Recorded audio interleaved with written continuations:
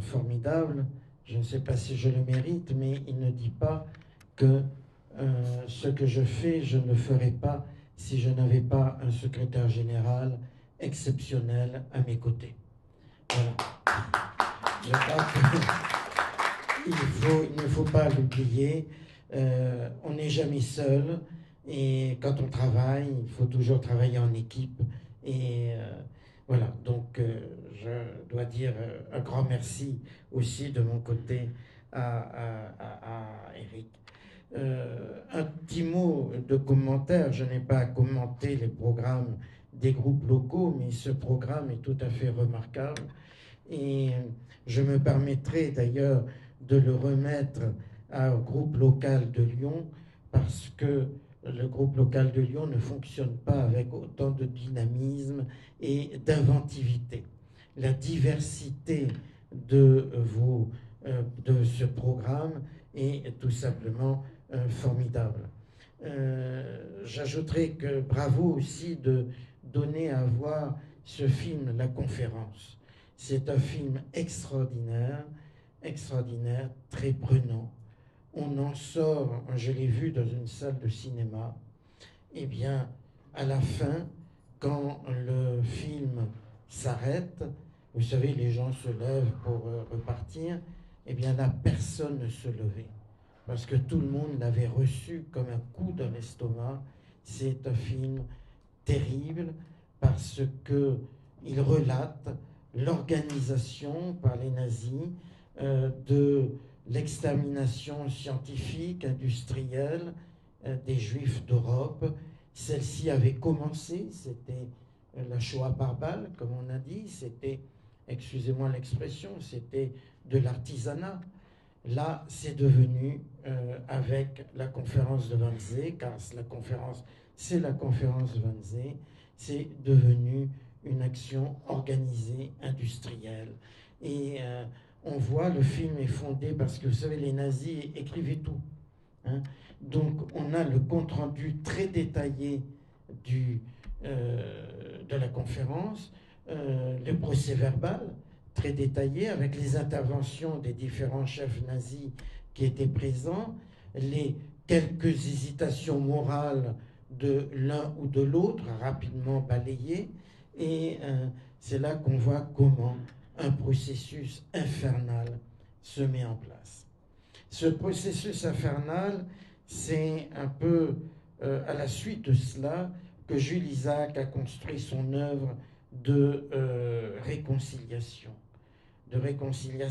Et son livre Jésus Israël est dédié à, je reprends pour ne pas me tromper, in memoriam, à ma fille, à ma femme, à ma fille, martyre, tuée par les nazis d'Hitler, tuée simplement parce qu'elle s'appelait Isaac.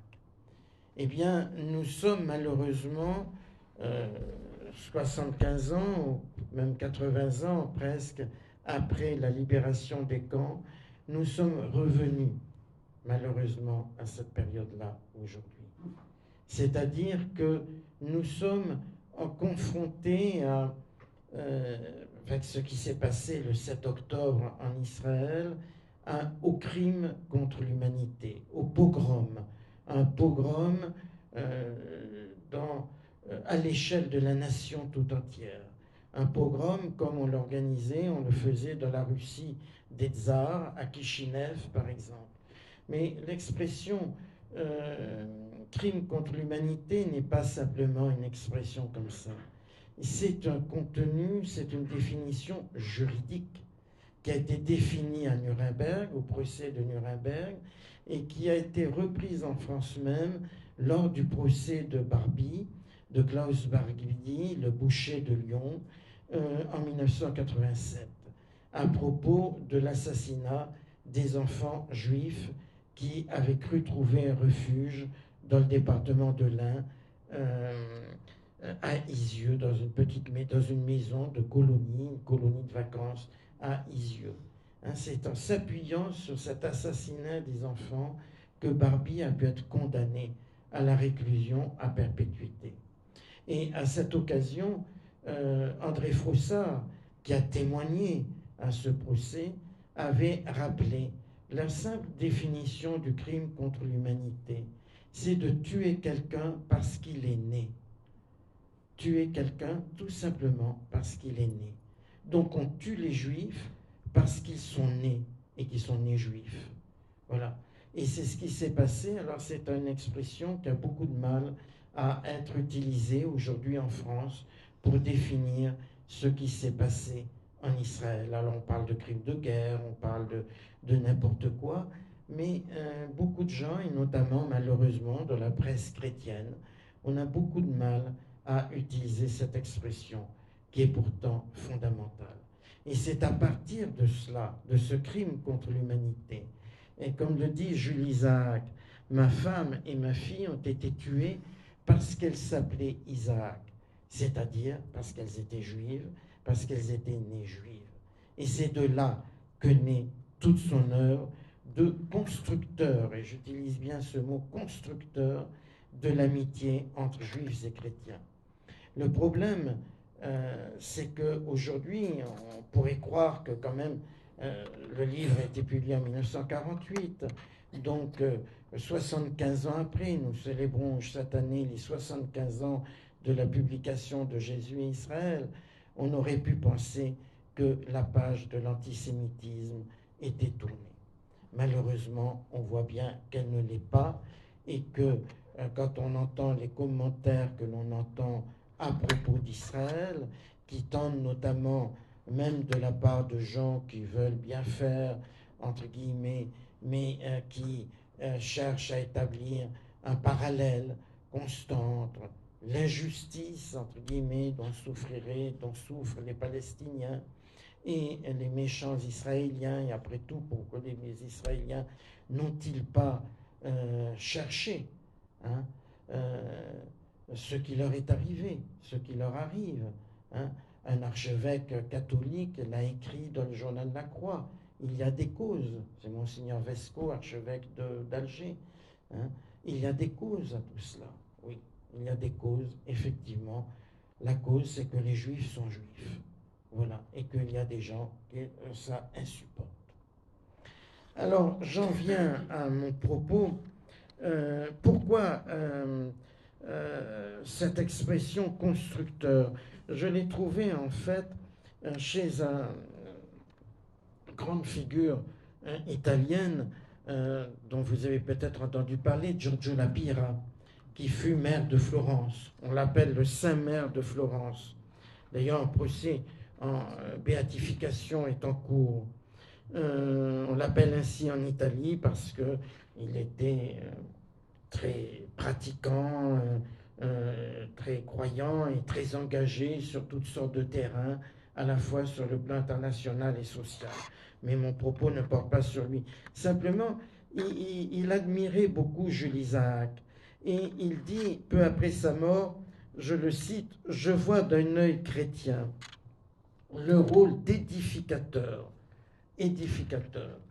que le Seigneur a confié à Isaac, signe des temps, lui aussi édificateur en un certain sens essentiel de la nouvelle époque historique d'Israël et du monde. Sa rencontre avec Jean XXIII et celle précédente avec Pie XII, on doit les placer dans l'orbite de cette mission, dans la perspective de cette édification. Alors donc, il présente Jules Isaac vraiment comme un constructeur. Je voudrais citer également l'archevêque d'Aix-en-Provence.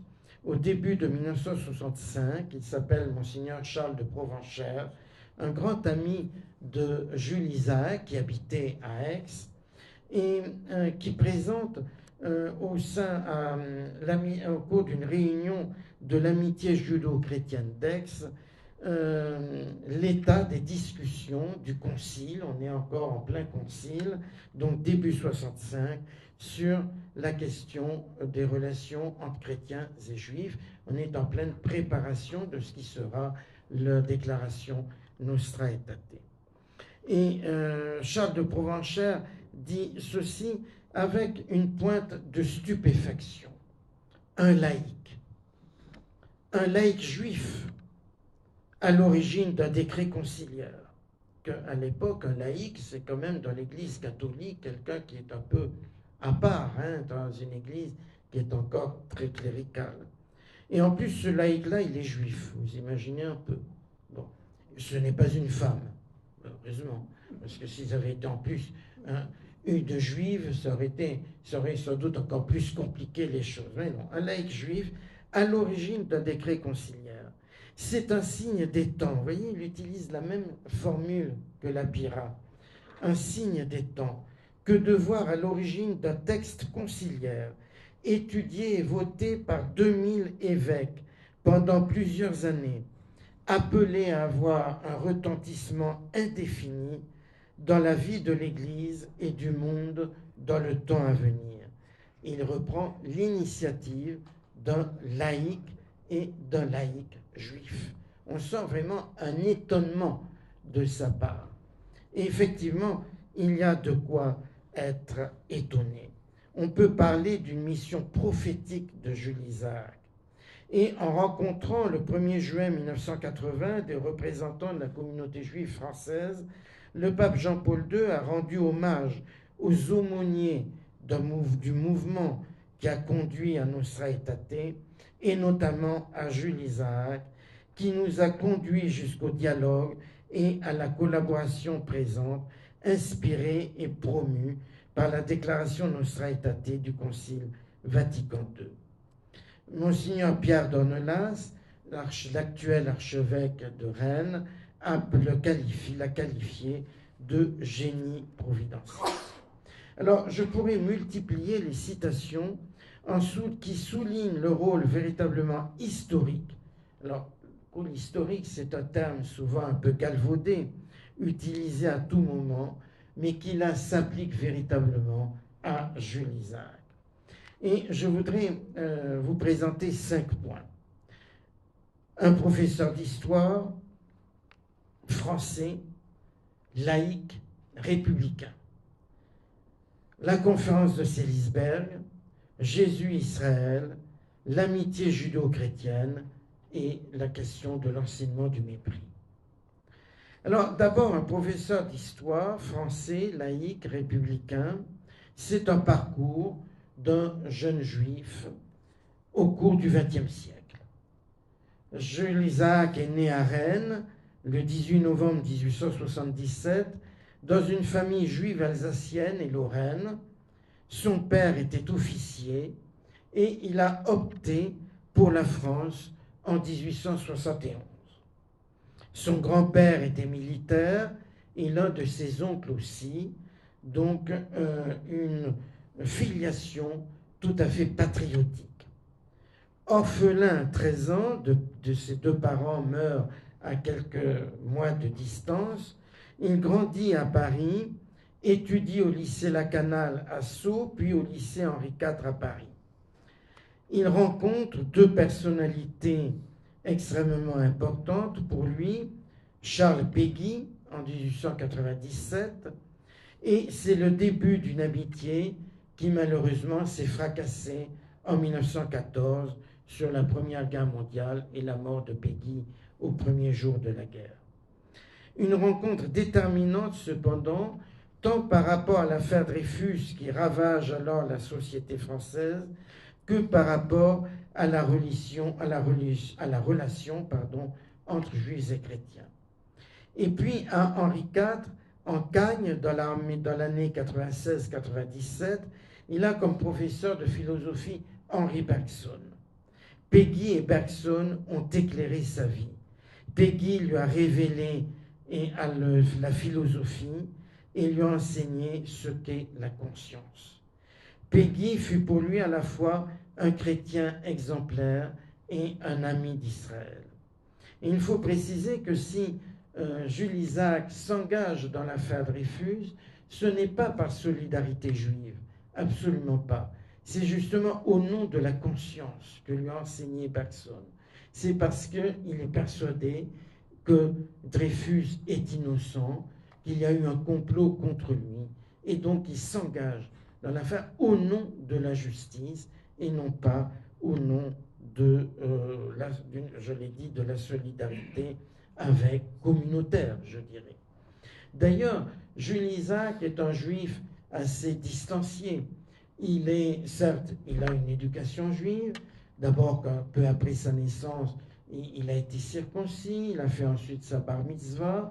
Quand il se marie au début des années 1900, il se marie avec une juive et à la synagogue, mais il ne fréquente pas vraiment, ce n'est pas un modèle, peut-être est-il ce qu'on peut appeler un juif de Kippour, qui va à la synagogue pour les grandes fêtes, mais il n'a pas une forte conscience juive. Sa conscience juive, elle lui sera provoquée, elle lui sera inculquée par Vichy en 1940, j'y reviendrai ensuite. Alors, il est reçu à l'agrégation d'histoire en 1902, il enseigne dans divers lycées, à Nice, à Lyon, à Sens, puis à Paris, à Louis-le-Grand, où il arrive, mais ensuite il est à ce moment-là mobilisé. Mais il collabore au début des années 1900 avec un historien, Albert Mallet, pour fabriquer les manuels d'histoire publiés par Hachette. Mobilisé en août 14, il fait la guerre comme simple soldat, il est blessé à Verdun, il reçoit la croix de guerre et puis il retrouve son poste au lycée. Mais Albert Mallet est tué, lui, en 1915. Et Jules Isaac reprend alors le cours d'histoire sur la base des programmes élaborés après la guerre sous le nom de Mallet Isaac pour les classes secondaires, édité toujours par Hachette à partir de 1923. Et ce sont ces manuels que certains d'entre vous, comme moi d'ailleurs, ont eu dans toute leur scolarité, de la 6e à la terminale, puisqu'ils ont été en vigueur jusqu'aux années 1970. Ces livres sont adaptés régulièrement au programme. Il s'agit d'ouvrages solides et ouverts aux évolutions pédagogiques. Jules Isaac introduit les images en abondance, certaines étaient en noir et blanc à ce moment-là. C'était des livres un peu austères, quand même, avec beaucoup de textes, mais il introduit aussi la culture, l'histoire de la culture, l'histoire des arts, l'histoire des civilisations. Et cette collection devient une véritable institution qui a formé à l'histoire plusieurs générations de jeunes Français. Il publie aussi des ouvrages d'histoire, alors sur Joffre, par exemple, et notamment sur un ouvrage très important sur le problème des origines de la guerre, où il a le courage de montrer que l'Allemagne n'est pas la seule responsable du déclenchement de la Première Guerre mondiale et que les Français ont aussi tout fait pour que cette guerre se déclenche, également avec la complicité de la Russie. Et il se fait alors militant de la réconciliation de la franco-allemande. C'est un militant de la paix et de la réconciliation. Il s'intéresse à l'enseignement de l'histoire de part et d'autre du Rhin. Et puis il est membre de la Ligue des droits de l'homme, du comité de vigilance des intellectuels antifascistes fondé en 1934.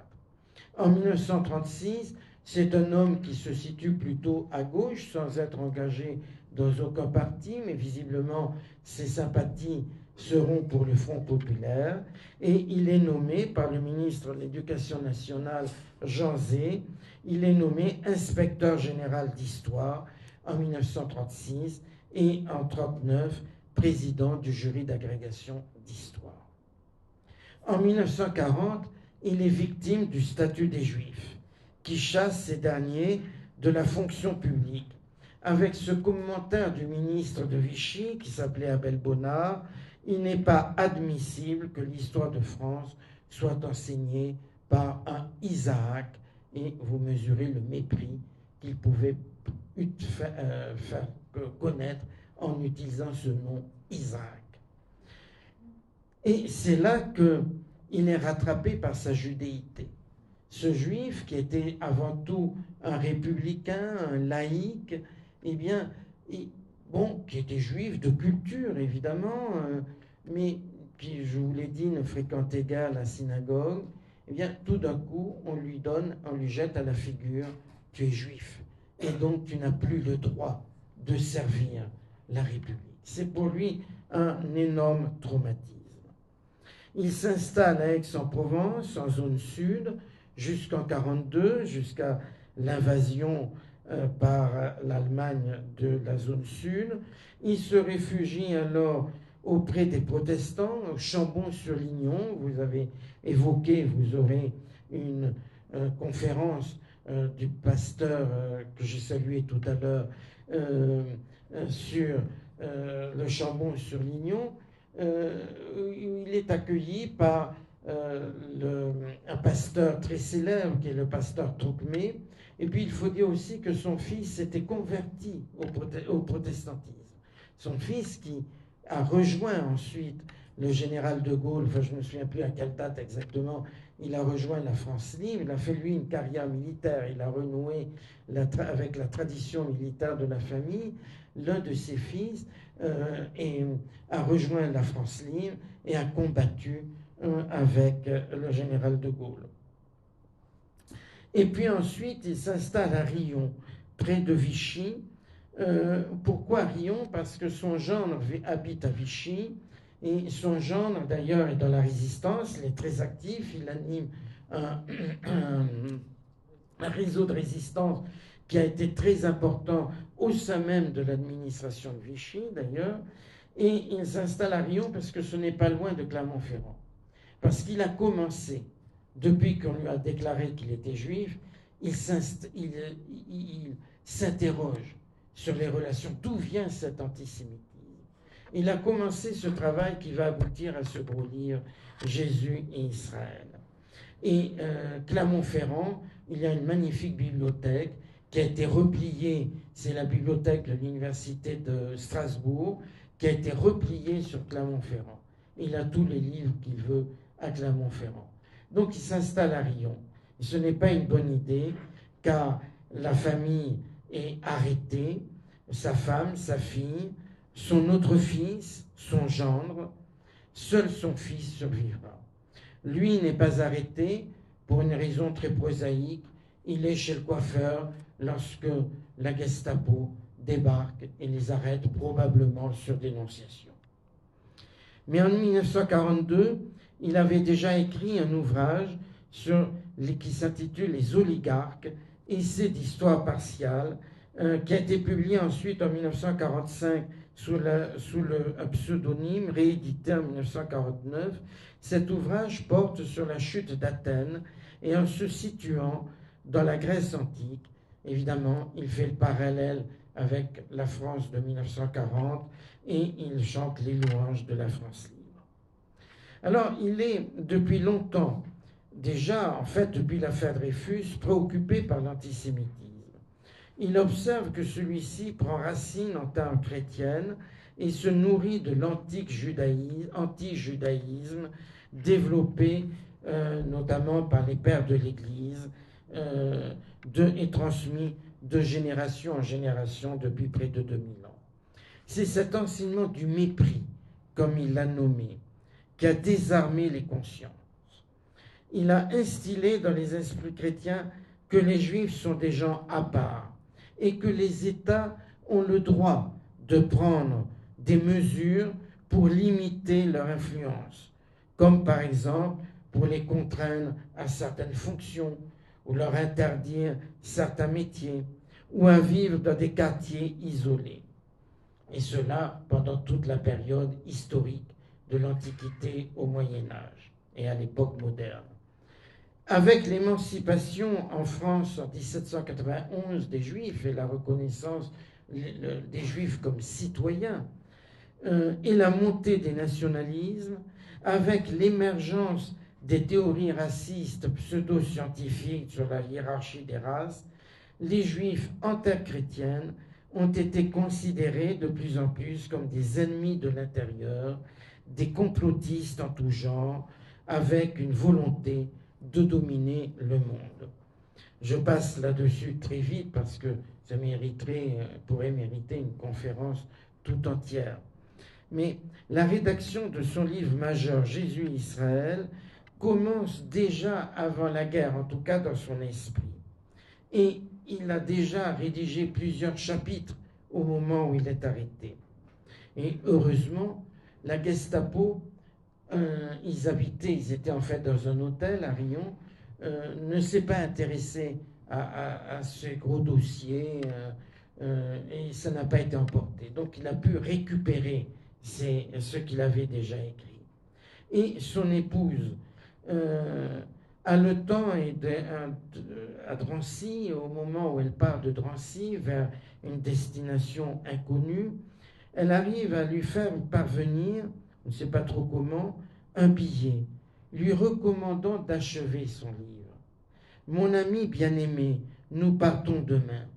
C'est très dur, et la plus grande souffrance est de ne rien savoir de toi depuis l'affreux jour de la séparation. Mon ami, garde-toi pour nous, aie confiance et finis ton œuvre que le monde attend.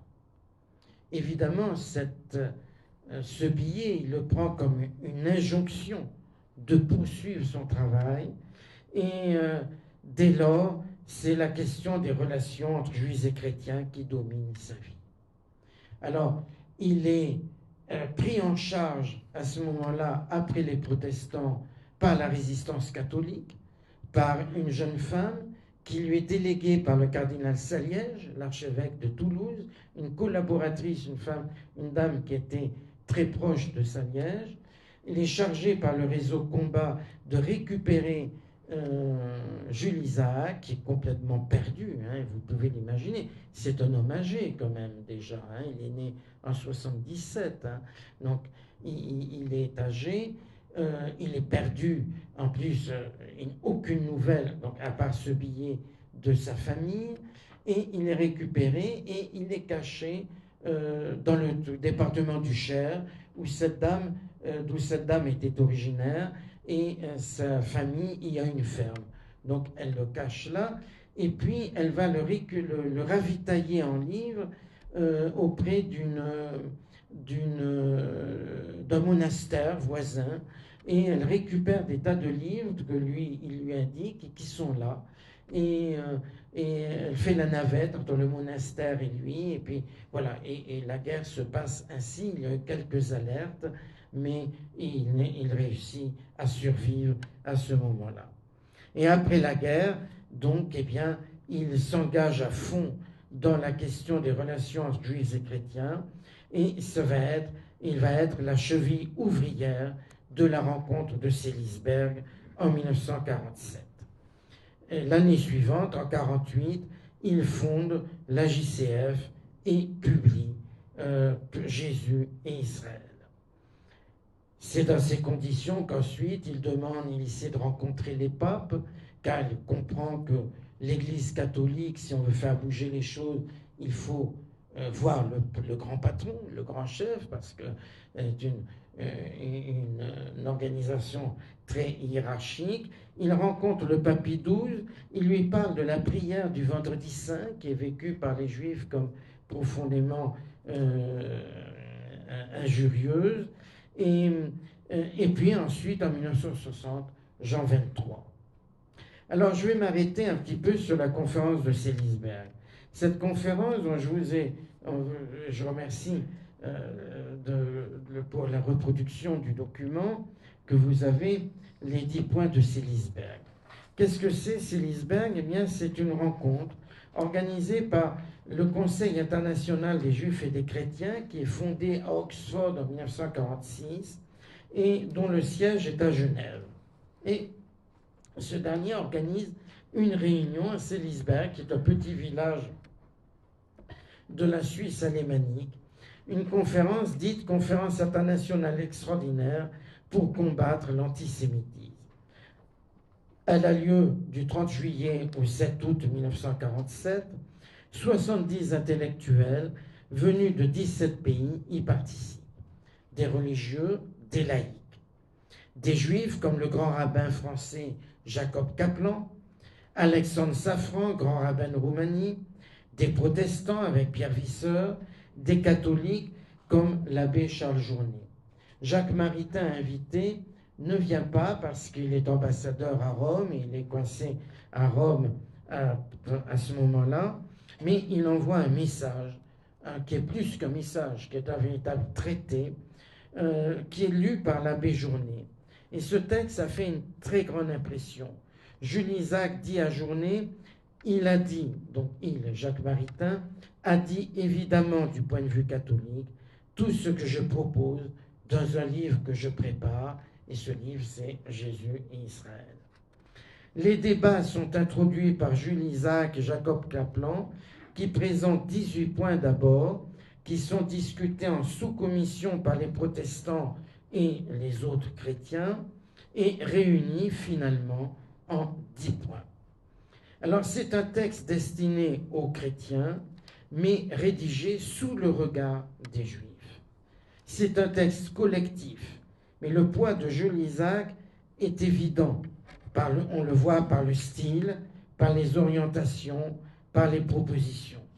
Un style d'une très grande clarté, très pédagogique. Bon, on ne va pas le lire ici, vous le lirez à tête reposée, mais c'est vraiment un texte fondamental. Mais on le voit avec la répétition des verbes. Le verbe rappeler 5 fois, éviter 6 fois, puis dans 3 recommandations supplémentaires, introduire, promouvoir, veiller. Donc tous ces verbes introduisent une véritable dynamique dans cette lutte qui doit être introduite désormais, qui doit être la priorité de tous contre l'antisémitisme.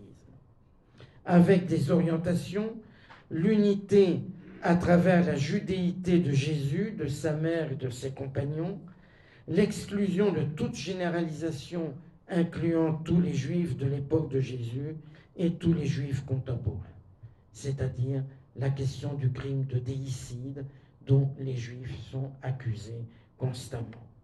Et puis l'importance de rappeler la judéité de Jésus, Jésus issu de la famille de David et fils d'une mère juive, et tous ses amis, tous ses compagnons, les apôtres étaient tous juifs, et Jésus qui a été comme Jules Isaac aussi. Il a été circoncis, il a fait sa bar mitzvah, il a été présenté au temple. Bon, il ne s'est pas marié à la synagogue. Bon, mais voilà. Donc, vous voyez cette insistance sur le lien indissoluble entre le christianisme et le judaïsme et l'impossibilité d'accuser tous les juifs de déicide. Et puis des propositions, la pédagogie, l'enseignement, le refus des simplifications. Ce sont les préoccupations de profs, ce sont les préoccupations d'un enseignant, d'un pédagogue.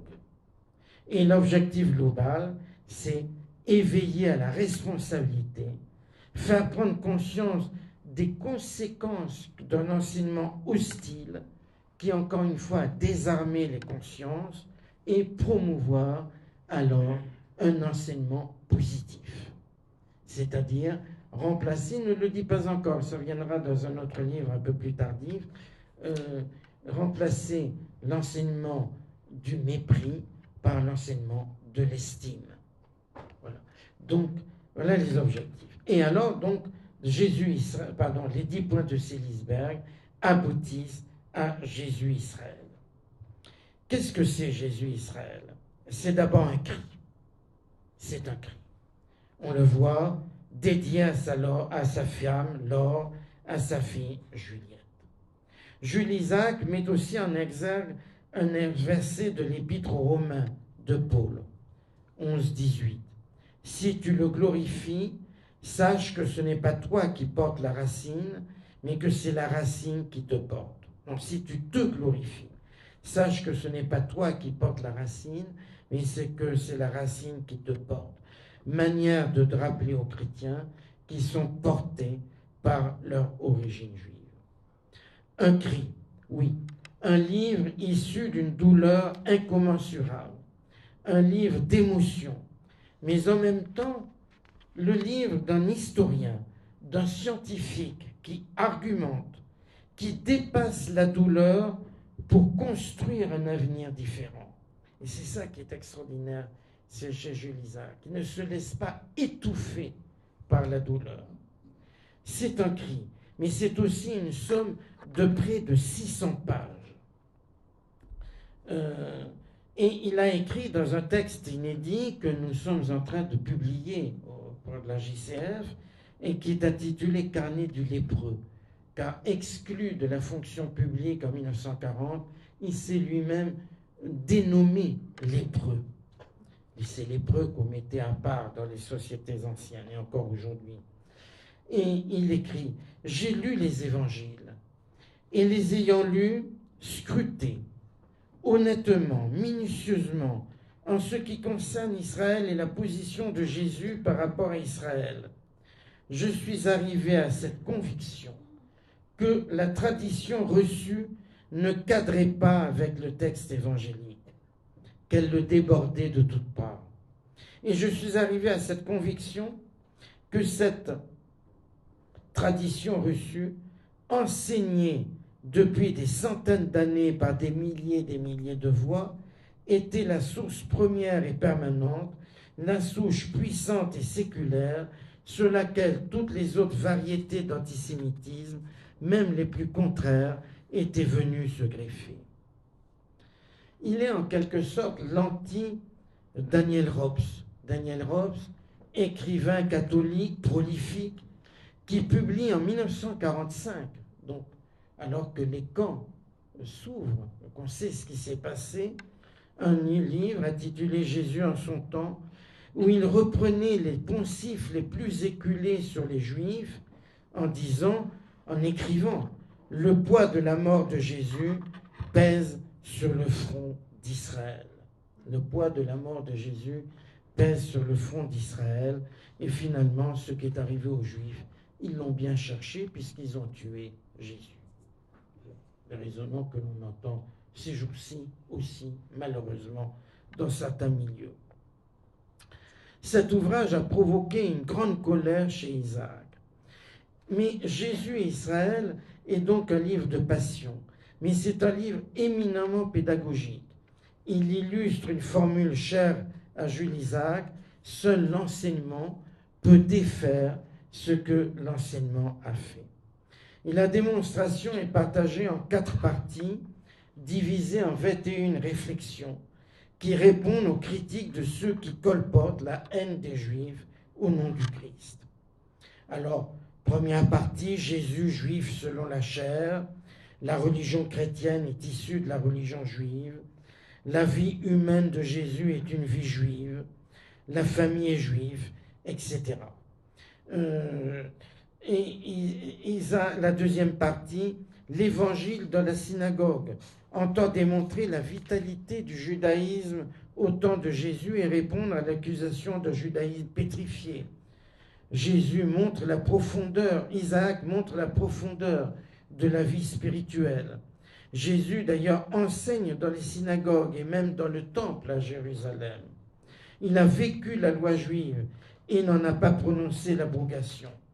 Son enseignement se rattache à tout l'héritage du judaïsme.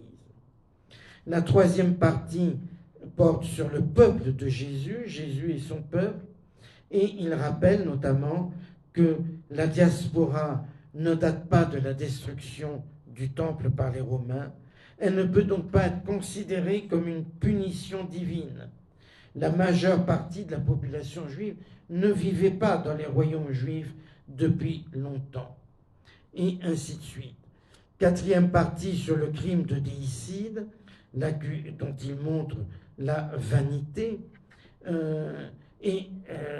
D'ailleurs, l'accusation, Jésus a été tué mis à mort par les Romains, et Jésus a lui-même désigné les responsables, les chefs, les grands prêtres, les scribes, et certainement pas l'ensemble du peuple juif. Et l'ouvrage se termine par 18 recommandations fermement formulées qui reprennent celles de Sélisberg. Jésus et Israël est donc un livre fondamental. Sur le moment, il a suscité de grands débats, il a été vécu très mal par bien des chrétiens parce qu'il secoue véritablement. C'est un livre, c'est encore une fois, c'est une démonstration, mais c'est un cri. Hein. Il secoue. Et même il a eu des difficultés, par exemple, même avec le tout premier président de la JCF, Henri-Irénée Marou, avec lequel il y a une rupture, et Henri-Irénée Marou quitte la JCF très vite parce qu'il ne comprend pas bien la violence utilisée parfois par Jules Isaac. Mais c'est en même temps, c'est un livre car en fait, Jules Isaac appuie là où ça fait mal. Vous savez, comme un médecin vous demande, vous avez mal, il appuie là et puis vous sautez au plafond. Eh bien, il appuyait là où ça faisait mal, en soulignant les erreurs colportées depuis des siècles. Mais c'est un livre en même temps hautement spirituel. Le malheur avait fait entrer Isaac dans une approche historique, théologique, exégétique, mais aussi spirituelle. Et le message est là. L'antisémitisme pose une question spirituelle. Jésus, Israël, même s'il y a des inaptitudes, même s'il y a des injustices quand même vis-à-vis des chrétiens, pose une question spirituelle. C'est une formule qui a été proposée, une analyse qui est proposée par un éminent pasteur protestant, Fiadelovski. Alors, cet ouvrage est un peu difficile à lire, vous voyez, 600 pages, écrit très très petit, hein, il faut s'accrocher pour le lire, mais je peux vous proposer ceci, qui est la lecture intégrale de ce livre. Cette lecture est faite, cet enregistrement a été fait par quelqu'un d'extraordinaire qui s'appelle Gila Clarek-Essous, sur le conseil et la proposition et même la demande d'Élie Wiesel, dont elle était l'étudiante. Et elle a lu cela, elle a une voix remarquable, c'est une artiste, elle fait du théâtre, etc. Et donc, je ne peux que vous recommander, surtout si vous fréquentez un peu en voiture les embouteillages, etc., car ça dure 13 heures. Hein. Donc, bon, on ne peut pas écouter cela d'un seul coup, de même qu'on ne peut pas lire le livre d'un seul coup. Mais c'est une pénétration dans Jésus Israël peut-être plus facile que l'ouvrage. Vous en trouverez quelques exemplaires à la sortie, si cela vous intéresse. Voilà. Monsieur le trésorier a cela. Voilà. Alors, troisième étape de mon propos, l'amitié judéo-chrétienne. C'est que le livre ne suffit pas. L'ouvrage ne suffit pas.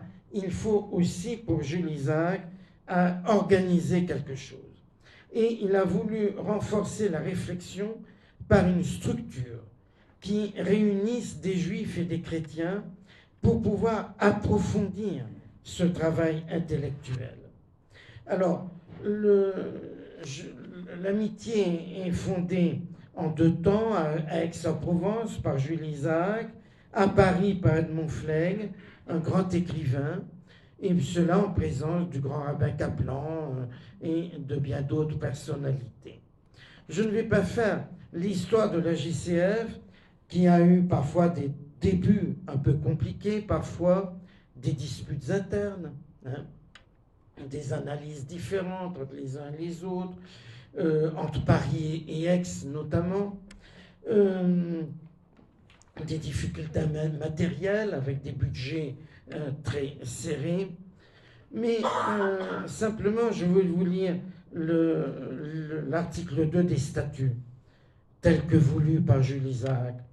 La JCF a pour tâche essentielle de faire en sorte qu'entre judaïsme et christianisme, la connaissance, la compréhension, le respect, l'amitié, vous voyez, 4 mots bien choisis, se substituent aux malentendus séculaires et aux traditions d'hostilité. Elle œuvre non seulement pour que soit éradiqué l'antijudaïsme ancestral, mais aussi pour que juifs et chrétiens aident par une présence civique et spirituelle la société moderne à s'orienter. Elle veut en particulier, par un dialogue fraternel et par une coopération active et amicale, travailler à réparer les iniquités dont les juifs et le judaïsme sont victimes depuis des siècles et en éviter le retour. Elle combat le racisme, l'antisémitisme et toute haine des autres cultures et religions. Elle exclut de son activité toute tendance au syncrétisme et toute espèce de prosélytisme, point évidemment très important. Elle ne vise aucunement à une fusion des religions et des églises. Elle ne réclame de personne aucune abdication, renoncement à ses croyances. Elle n'exige ni n'exclut aucune appartenance religieuse ou idéologique.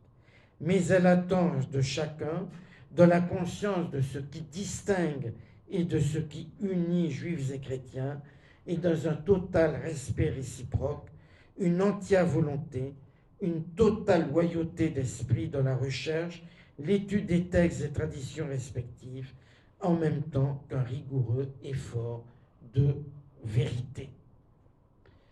Donc je crois qu'il faut insister. Si on ne retient qu'un mot, je dirais qu'il faut retenir le mot amitié.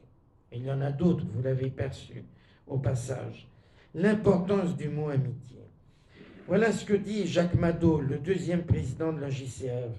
Voici, il me semble, ce que Jules Isaac a légué de plus précieux à l'amitié judéo-chrétienne, le sens de la vérité en commun, juifs et chrétiens.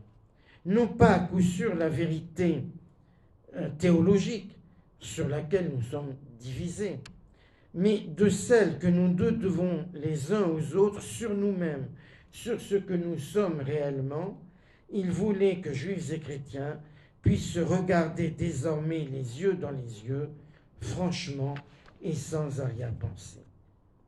Et de ce fait, depuis le début, la JCF les activités reposent sur deux piliers. L'étude partagée des textes, le partage des fêtes, des rites, pour se comprendre, se connaître, savoir pourquoi on fait ceci, pourquoi on fait cela. Et c'est très bon pour les chrétiens qui s'aperçoivent à ce moment-là combien leurs fêtes et leurs textes, même les prières fondamentales, sont directement issus du judaïsme. Et puis, il y a des colloques, une revue, la revue Sens, une excellente revue, un peu difficile à lire parfois, mais de très bon niveau, qui est fondée un peu plus tard en 1974. Et puis, le deuxième pilier, c'est la lutte contre l'antisémitisme.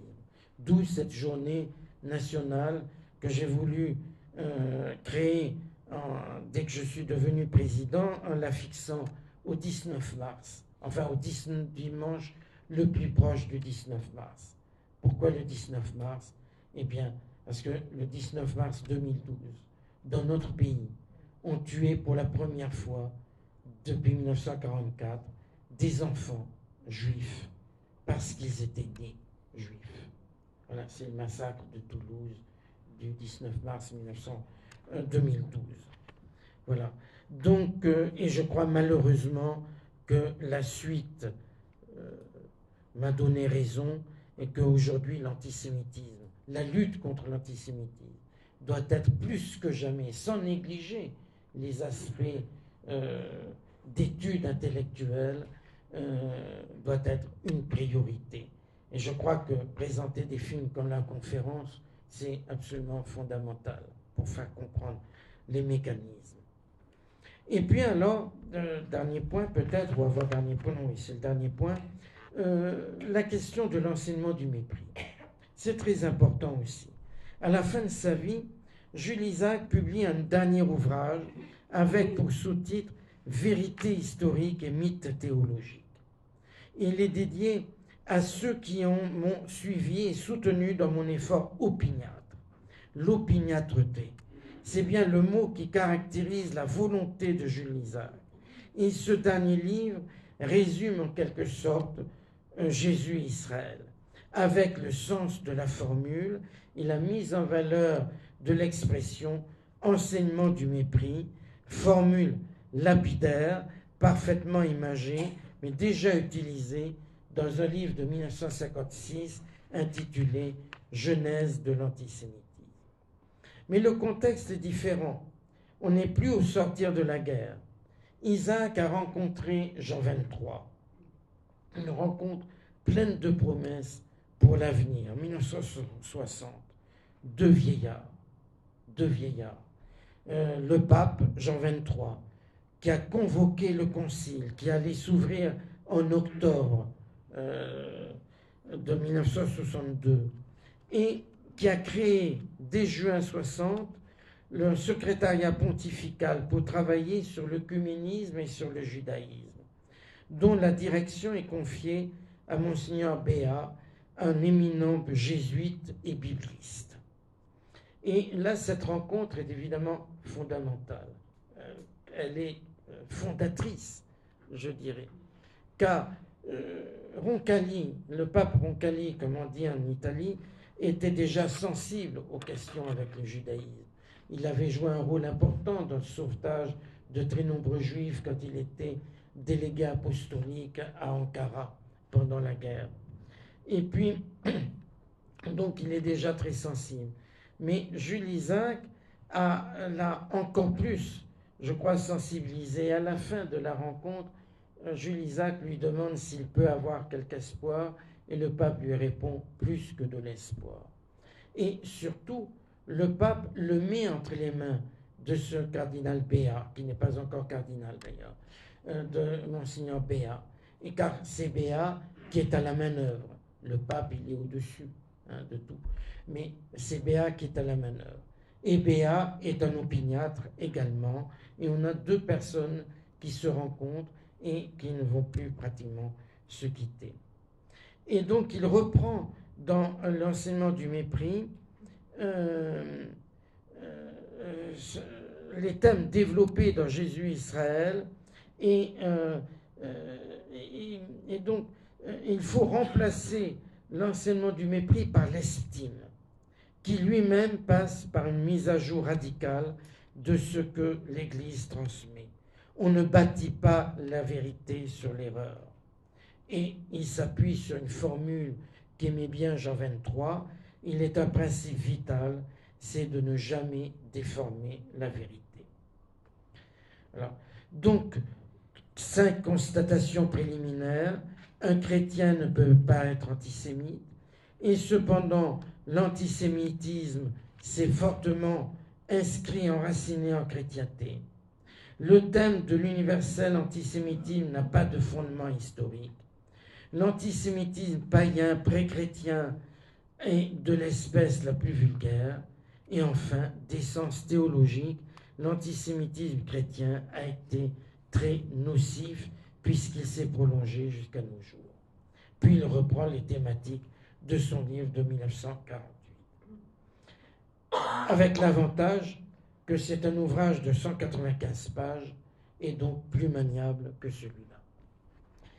Alors, en conclusion, dans sa reconnaissance je dirais que dans sa reconnaissance du travail de l'historien Jules Isaac, Monseigneur d'Ornelas, que j'ai déjà évoqué, se situe dans la vision qu'ont eue de l'histoire, d'ailleurs, de nombreux papes, par rapport à la recherche historique. Jean-Paul II, par exemple, notamment, mais avant lui, son prédécesseur Léon XIII, qui avait, à la fin du XIXe siècle, décidé d'ouvrir les archives du Vatican à la recherche historique. Mais dans un contexte de lutte anticléricale, alors, le pape Léon XIII avait fait le pari de la connaissance historique pour permettre à l'Église de répondre à ses détracteurs avec des arguments scientifiques. Il estimait que la première règle de l'histoire est de ne rien affirmer qui soit faux et de ne pas cacher ce qui est vrai. Et c'est le sens aussi des messages de Jean-Paul II, qui voyait dans l'histoire un moyen pour éclairer son propre enseignement. En 1994, en préparation du jubilé de l'an 2000, dans une lettre apostolique, il annonçait que l'Église devait être clairement consciente de son passé, afin de se purifier de ses erreurs et de ses infidélités. Pour lui, la connaissance historique devait être réellement impartiale et comme telle, vraie et libératrice. En voulant revoir l'enseignement chrétien sur le judaïsme, Jules Isaac a apporté une pierre d'angle à la recherche de la vérité. Car, il le rappelait, aucune autorité ne vaut contre les faits. Il a agi avant tout en historien. Il a voulu revenir au texte fondateur. Je l'ai dit, confronter les uns aux autres. Sa démarche est d'ailleurs une formidable leçon de méthode pour démontrer que ce qui apparaissait comme impossible à beaucoup, c'est-à-dire qu'un enseignement transmis pendant des siècles, devait être révisé pour être justement fidèle au Christ et effacer les interprétations erronées de la Bible qui entretenaient la haine des Juifs. C'est pourquoi Monseigneur Dornelas en fait un exemple pour tous les professeurs d'histoire qui voudraient un redressement par rapport à tout enseignement produisant de la haine et conduisant à la barbarie, comme l'enseignement chrétien a produit de l'antisémitisme qui, finalement, a engendré l'innommable et singulière barbarie symbolisée par Auschwitz. Un redressement par rapport à tout enseignement produisant de la haine. C'est justement sans doute pour cela que les professeurs sont aujourd'hui dans notre pays en première ligne par rapport aux islamistes. Alors Jules Isaac n'était pas un théologien, il était avant tout un historien et un enseignant connu pour ses manuels et qui ont forgé donc la conscience historique de nombreux jeunes Français. Il pose avec fermeté la question d'ailleurs du rapport entre théologie et histoire. Et le pape Benoît XVI l'a lui aussi confirmé. La foi chrétienne doit se soumettre à la méthode historique. La théologie ne peut pas transgresser la nécessaire vérité historique. Jules Isaac a venu loin, il a mené un combat de vérité. En octobre 1962, il écrit à Jean 23. Il meurt un an après, à peu près. Il est mort le 5 septembre 1963. Il écrit donc une dernière fois à Jean 23.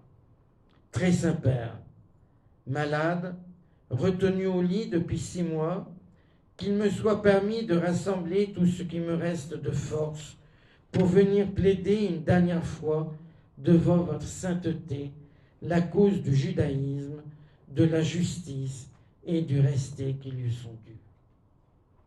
2 ans plus tard, son appel s'est concrétisé sous le pape Paul VI avec la déclaration conciliaire Nostra Aetate.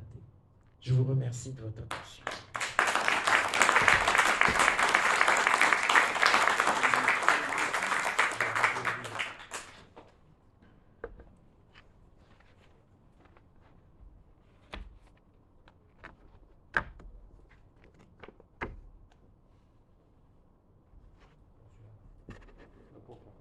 S'il y a des questions.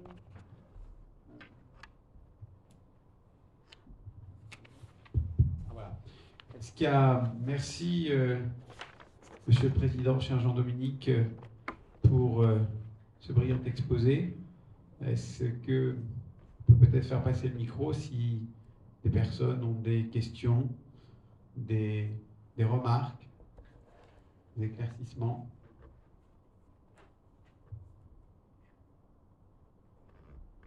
Le président local. Oui, ce livre, effectivement, est très intéressant. Et je pense que les 20 premiers chapitres, c'est une œuvre d'exégèse. On voit effectivement l'historien. Et sur le 21e chapitre, il a là aussi des talents de théologien. Parce qu'effectivement, si le Christ est mort, c'est par le péché de tous. Et donc, la notion de salut apparaît effectivement dans le 21e chapitre.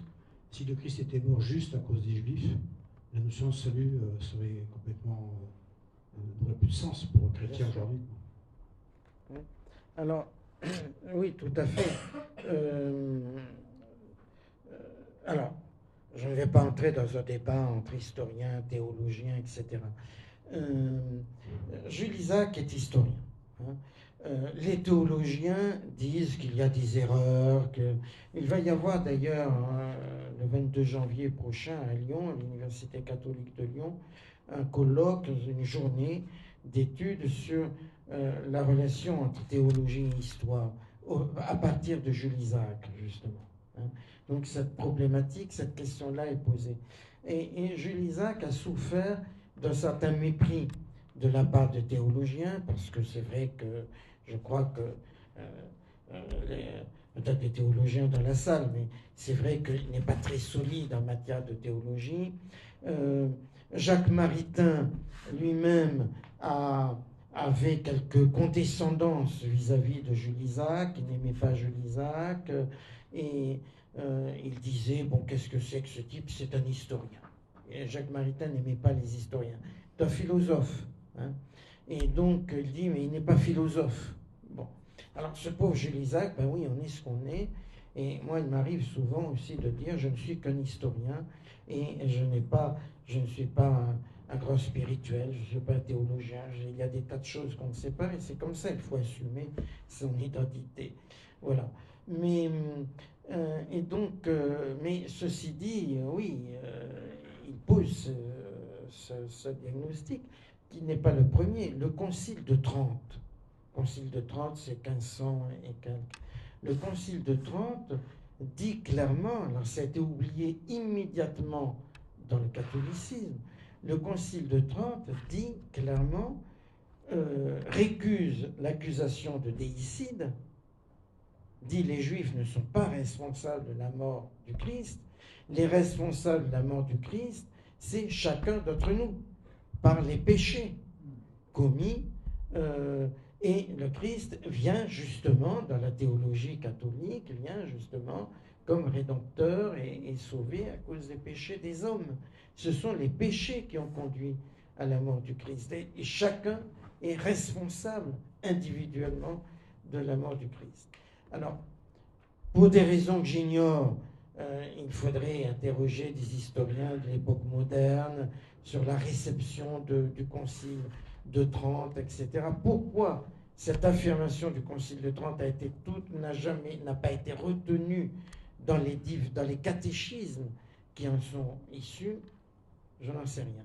Mais cela traîne, et puis il y a pas mal de théologiens, de philosophes. Jacques Maritain le disait souvent aussi, ça, dans des écrits avant même la guerre, que les responsables ne sont pas les Juifs, ce sont les péchés des hommes. Donc c'est une idée qui court, hein. Ce n'est pas Jules Isaac qui l'a inventée, mais il la reprend effectivement, et évidemment avec force. Quelqu'un veut intervenir?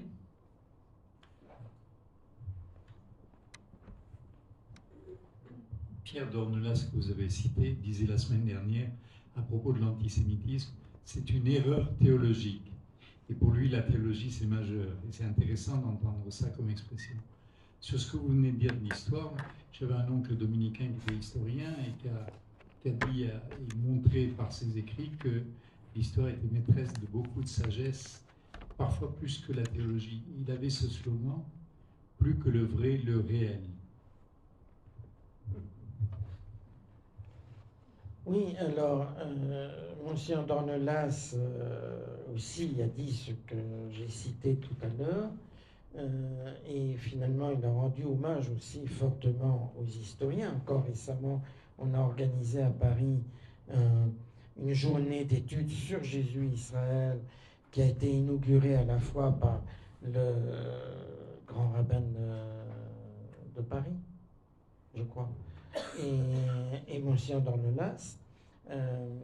Et donc, d'Ornelas est revenu là-dessus. Ce qui m'a permis, je lui ai dit, je l'avais déjà dit plusieurs fois, mais puisque vous admirez tant l'enseignement de l'histoire, pourquoi l'enseignement de l'histoire est-il aussi négligé dans les séminaires? Voilà. Et c'est vrai que c'est là je pense que vous ne serez pas, vous n'allez pas me contrarier là-dessus. L'enseignement de l'histoire n'est pas une priorité dans les séminaires. Il y en a. Il y a l'enseignement de l'histoire, et qui est l'enseignement surtout de l'histoire de l'Église, qui est parfois très bien fait par ailleurs, mais quand même pas une priorité. Il faudrait renforcer cela, je le dis aux évêques. Mais bon, j'essaie de semer à ma manière auprès des évêques.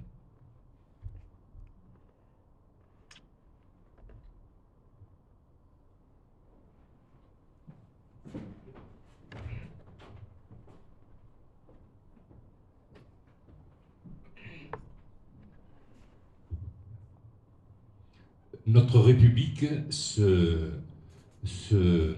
glose d'avoir mis en place la loi de séparation des églises et de l'État, 1905. À partir de cette date-là, selon ce que l'on entend, nous sommes rentrés dans une période de félicité, de joie et de bonheur.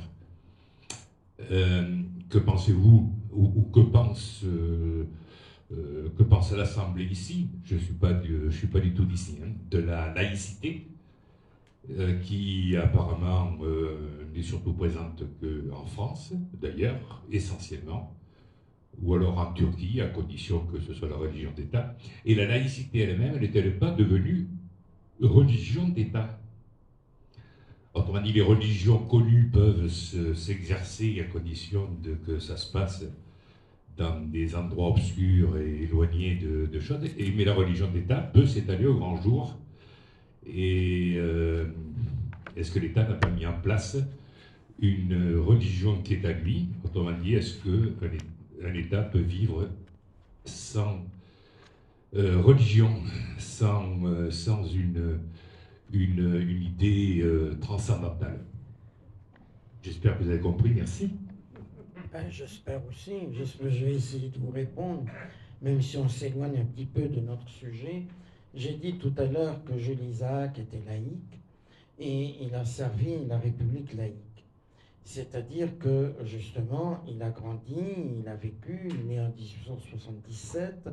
Il a donc, je ne suis pas très doué en mathématiques, mais il a une trentaine d'années au moment de la loi de séparation. Et il a vécu toute la période de lutte de l'État républicain contre les églises, c'est-à-dire notamment contre l'Église catholique, qui conduit à la loi de séparation. Alors, la loi de séparation, je dirais que c'est une loi de grande sagesse. La loi de séparation de 1905 est une loi de liberté qui garantit les libertés religieuses, qui garantit à chacun de croire, de ne pas croire, de changer de religion, qui est une condition fondamentale. C'est trois libertés absolument fondamentales. La liberté également de pratiquer sa religion, de pouvoir aller à l'église, au temple, à la synagogue, à la mosquée ou au temple hindou, enfin pour tout ce qu'on voudra. Donc c'est une loi de liberté qui a été conçue ainsi par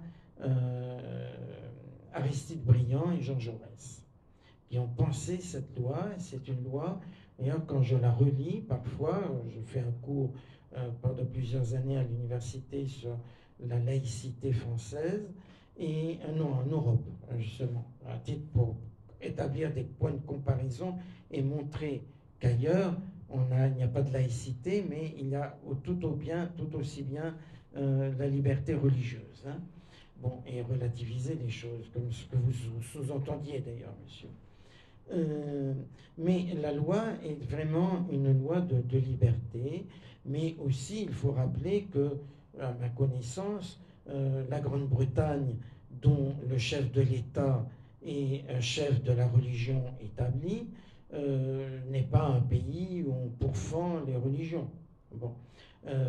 L'Italie, dont les relations entre l'Église, les religions et l'État sont régies par un concordat avec l'Église catholique et avec des accords spécifiques avec les autres cultes, n'est pas un pays épouvantable pour les croyants. Donc il faut relativiser tout cela, et c'est vrai qu'en France, on a tendance à penser que sans laïcité, on n'aurait pas de démocratie. C'est faux. La laïcité de 1905, c'est une loi de liberté, mais on aurait très bien pu avoir des lois de liberté aussi sans cette loi de séparation. Bon. Le problème, c'est qu'au cours du temps, et notamment au cours de ces dernières années, nous avons un durcissement de la laïcité, qui est devenu, non pas, je ne dirais pas une religion d'État, mais qui est devenu un intégrisme laïque.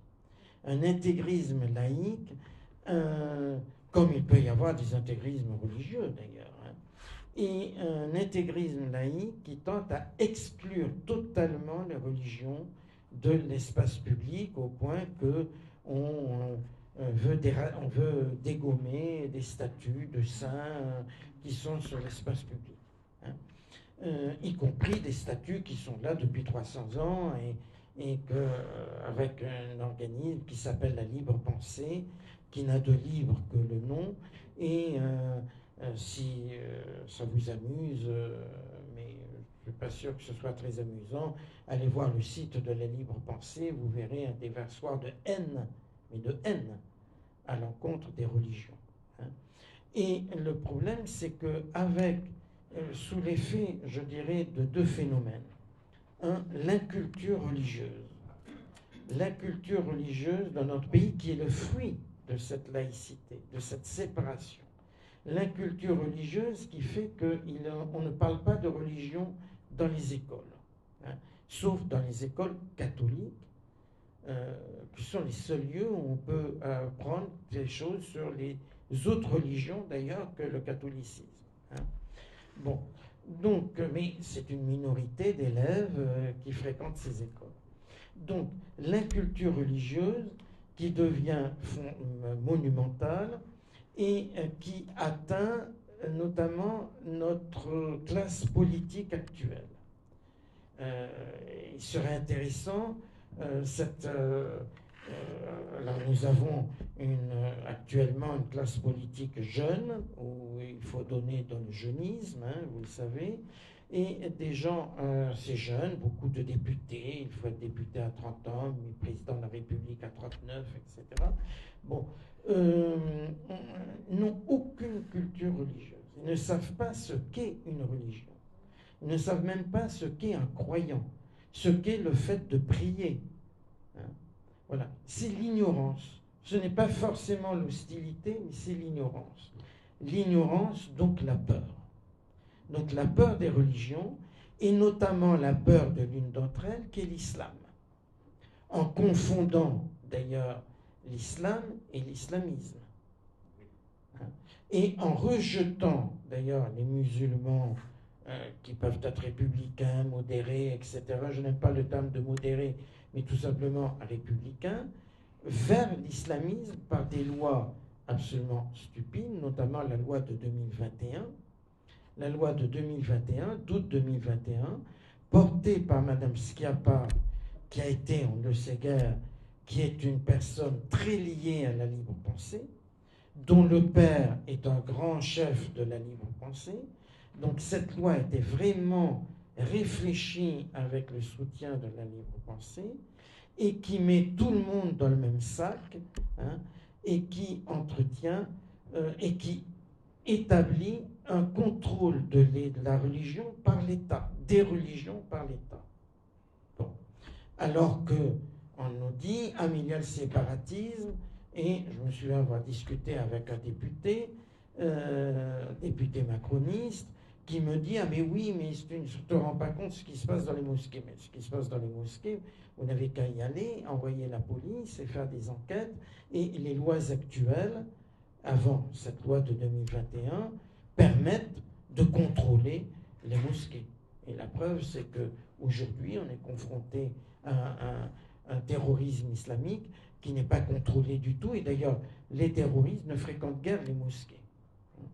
Bon, donc voilà. Alors, on a cette loi qui a rejeté les musulmans plutôt vers les excités, vers l'islamisme, et qui est hyper dangereuse. Parce que tout le monde, toutes les religions, alors on a mis tout le monde dans le même sac, les protestants, les juifs évidemment, les synagogues, les églises, etc. Alors les catholiques sont mieux organisés sans doute parce que ils ont les associations diocésaines depuis longtemps, ça fonctionne. Bon. Mais pour les protestants, notamment les évangéliques, c'est très compliqué parce que c'est très très éclaté. Hein. Pour le judaïsme, ce n'est pas simple non plus. Et on met les organisations religieuses sous la coupe des préfets. C'est-à-dire ce que la loi de 1905 a récusé. Émile Combes, qui était celui qui a porté la lutte anticléricale avec une violence inouïe, a été écarté à un moment donné justement par Jaurès et Briand, et justement Émile Combes voulait établir un contrôle étatique sur les religions. Il ne voulait pas de la liberté religieuse, ce que la loi de 1905 a établi. N'en voulait pas. Eh bien, ce qu'Émile Combes n'a pas fait, M. Darmanin l'a fait. C'est quand même assez stupéfiant. Et M. Darmanin, en 2021, pour ouvrir le débat à l'Assemblée nationale sur cette loi, dite séparatisme, loi en réalité intitulée loi sur les principes de la République, quelque chose comme ça, a fait un discours, on le trouve sur Internet, dans lequel il se réclame de Philippe le Bel. Il se réclame du roi Philippe le Bel, qui avait placé la religion catholique à l'époque sous le contrôle de l'État royal, sous le contrôle du roi. Il se réclame de Philippe le Bel. Quand je l'ai lu, je n'en croyais pas mes yeux. J'étais sidéré. Voilà. Donc c'est le contrôle par l'État des organisations, des structures religieuses. Alors, pour le moment, le problème, c'est que les décrets d'application sont très fumeux. Hein. Tout est possible. Vous tombez sur un préfet hostile, par principe, athée ou je ne sais quoi. Il peut empoisonner la vie des associations religieuses, des associations cultuelles, tant qu'il veut. Hein. Et si un jour on a des préfets de certaines tendances politiques d'extrême gauche ou d'extrême droite, bon, on peut imaginer qu'aujourd'hui les préfets actuels sont plus ou moins dans la ligne du gouvernement. Mais enfin, c'est quand même une loi extrêmement dangereuse.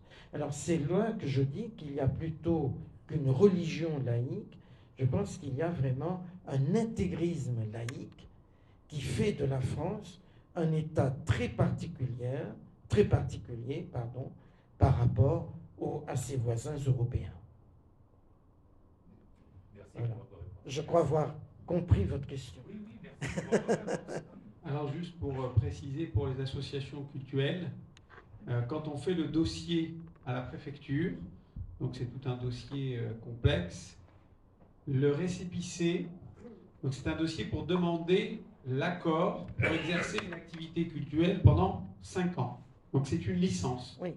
Hein, comme dans certaines activités, il y a des licences. 5 ans, c'est vite passé. Hein. Et 5 ans, c'est vite passé. Récépissé de la préfecture, déclaration de non-opposition à une activité cultuelle. C'est-à-dire qu'on ne vous déclare pas comme une association cultuelle, c'est une déclaration de non-opposition. C'est extrêmement choquant parce qu'on nous vend ça comme une demande d'accréditation et puis finalement on vous dit rien ne s'oppose à ce que vous ne fassiez pas. Mais ce n'est pas pour autant qu'on nous donne la notion réelle d'agrément telle qu'on peut nous faire croire. Ce qui est intéressant dans ce qu'on est en train de dire et ce qui a été dit au travers de la personnalité de Jules Isaac, c'est qu'on a un véritable problème aujourd'hui, c'est l'enseignement. C'est-à-dire que on voit bien qu'on ne peut plus enseigner, en tout cas les professeurs, à l'école. Aujourd'hui, selon les endroits où ils se trouvent, ils passent sur une partie du programme. C'est-à-dire qu'ils ne peuvent pas enseigner librement le programme sur certains chapitres, sur certains faits historiques, sur certaines périodes de la France. Ils sont obligés de passer pour assurer leur sécurité et faire en sorte que leur classe ne soit pas troublée. Mais moi, ce qui me frappe chez Jules Isaac, cet homme qui a perdu sa famille dans les camps et qui finalement s'est donné une mission. Et aujourd'hui, on voit que, eh bien, on n'a peut-être pas su s'inspirer de ce qu'il a fait. Et je crois que le travail de la JCF aujourd'hui, de faire connaître la personnalité de Jules Isaac sur le mois de septembre, il y a eu plusieurs dizaines d'événements. Et ce qui est frappant, c'est quand on parle de Jules Isaac, on a l'impression que les gens découvrent. C'est-à-dire découvrent la beauté du personnage, ce qu'il a été capable de faire. Et finalement, le message qu'il nous laisse, c'est un message d'espoir, c'est un message d'espérance. Et surtout, c'est de continuer à transmettre, de continuer à enseigner. Même si parfois on se dit, est-ce que ça sert? Eh bien oui, ça sert. C'est-à-dire que, voilà, si on est là ce soir pour parler autour de cette figure, c'est parce que finalement, il n'y a que par la transmission du savoir qu'on pourra essayer de faire reculer l'obscurantisme. Aujourd'hui, on est face à une ignorance. Cette ignorance, elle fait que bon nombre de personnes ne réagissent pas. Permettez-moi de vous dire, pourquoi personne n'est descendu dans la rue quand Dominique Bernard a été assassiné? Où sont les gens? Que font-ils?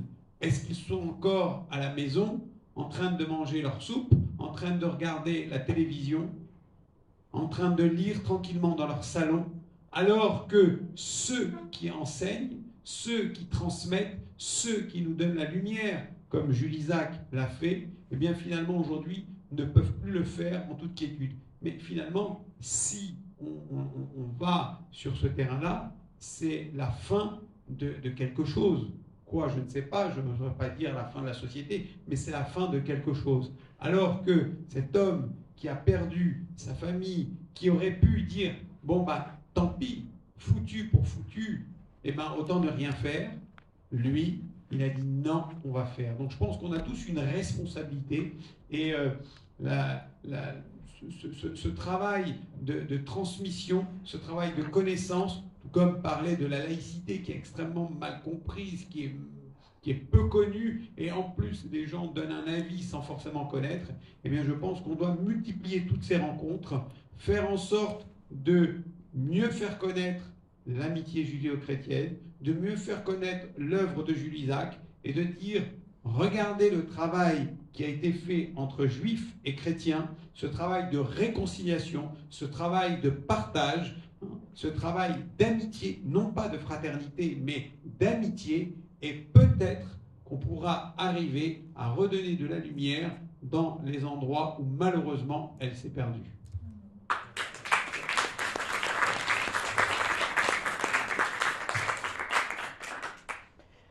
Alors, à propos de Jules Isaac, je crois, Eric l'a dit tout à l'heure, un timbre a été émis, la République lui a rendu hommage, donc je vous invite vivement à vous procurer ce timbre,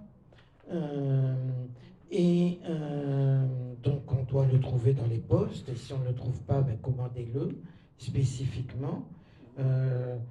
C'est un timbre pour lettres vertes, donc vous pouvez vous l'utiliser largement pour vos vœux de Hanouka ou vos vœux de Noël. Voilà, je crois que ce serait une belle chose de diffuser ce timbre de cette manière-là. Faites-le quand même avant le 1er janvier, parce que malheureusement, c'est un timbre qui a une valeur faciale, et le 1er janvier, les tarifs de la poste augmentent. Donc il faudra à ce moment-là acheter des timbres complémentaires de 2 ou 3 centimes pour éviter des taxes. Voilà. mais je crois que c'est une belle chose un timbre. Il y a eu un timbre pour le grand rabbin Kaplan également. Et voilà, c'est bien. Merci.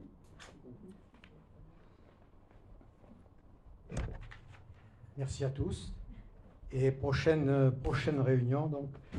Je l'ai embarqué, excusez-moi.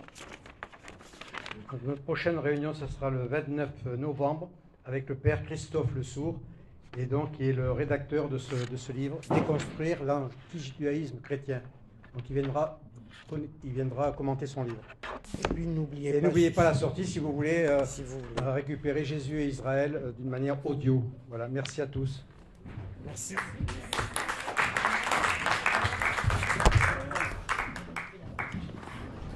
Merci.